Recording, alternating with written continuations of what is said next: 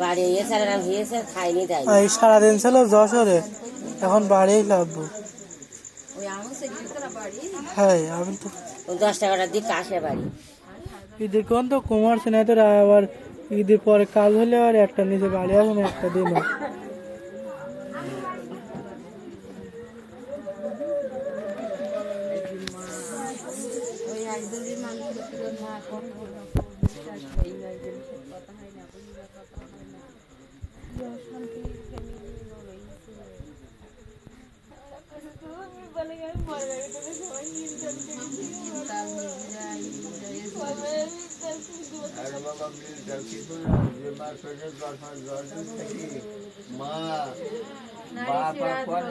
মার মতো জিনিস নেই, গুড় দিতে হবে ওকে, ছোট মানুষ চাকরি করতে সন্তানের বাবা।